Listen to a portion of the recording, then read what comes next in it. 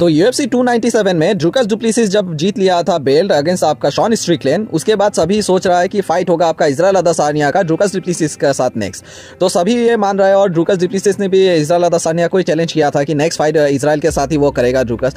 तो इसी को लेके आपका फॉर्मर चैंपियन रॉबर्ट विटेकर ने अपना प्रेडिक्शन दिया है कि इजराइल अदासानिया ड्रूकस डुप्लेसिस को हरा नहीं पाएगा और जीतेगा ड्रूकस डुप्लेसिस अगेंस्ट आपका इजराइल अदासानिया का साथ। इजराइल अदासानिया को वो हरा के वापस अपना बेल्ट डिफेंड करेगा। तो ये कहना था आपका फॉर्मर चैंपियन रॉबर्ट विटेकर का। तो आप इसके बारे में क्या सोचते हैं वो जरूर हमें कमेंट सेक्शन में बताइएगा। क्या आपको लगता है कि इजराइल अदासानिया को ड्रूकस डुप्लेसिस हरा देगा, और क्या आपको लगता है कि इजराइल अदासानिया ड्रूकस डुप्लेसिस को हरा के नया वापस चैंपियन बन सकेगा? वो अभी वो कैपेबिलिटी रखता है कि नहीं, वो आप ही बताइए हमें। तो चले चलते हैं अगले न्यूज। तो मागोमेद एनक्लाइव को नहीं लगता है कि जमाल हिल फाइट कर पाएगा। में जो फाइट होगा उसका एलेक्स परेरा के साथ, तो उसमें जमाल हिल फाइट नहीं कर पाएगा। तो इसी को लेके मागोमेद एनक्लाइव ने कहा है तुम अभी इंजर्ड हो और बहुत मोटे भी हो, तुम उसके साथ प्रॉपर फाइट नहीं कर पाओगे। में जो उसका साथ फाइट होगा उसमें, तो मैं अभी हेल्दी हूं, तो मैं फाइट करना चाहिए उसके साथ, एलेक्स परेरा के साथ, और अगर मैं जीत जाऊं तो मैं सबसे पहले तुम्हें ही चांस दूंगा। तो ये कहना था आपका मागोमेद एनक्लाइव का। तो जमाल हिल ने भी रिप्लाई देते हुए मागोमेद एनक्लाइव को कहा है तुम उतना ब्राइट नहीं हो जितना तुम खुद को सोचते हो। लोग तुम्हें पैसा नहीं देंगे वो तुम्हारा फाइट को देखने के लिए, लोग मुझे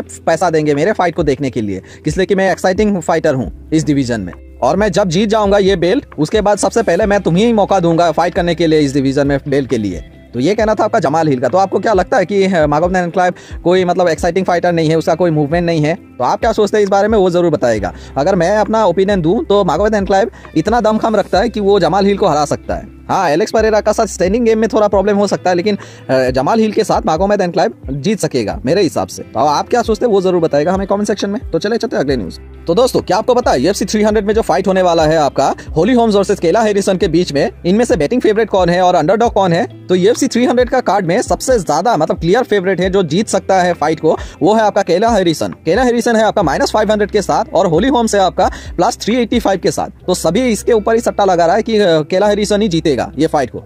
तो आपको इस बारे में जान के कैसा लगा वो जरूर बताएगा। और क्या आपको लगता है कि होली होम्स हार जाएगा इसके सामने, केला हैरिसन के सामने? और केला हैरिसन का ये डेब्यू मैच है UFC में, वो पहले जान लीजिए।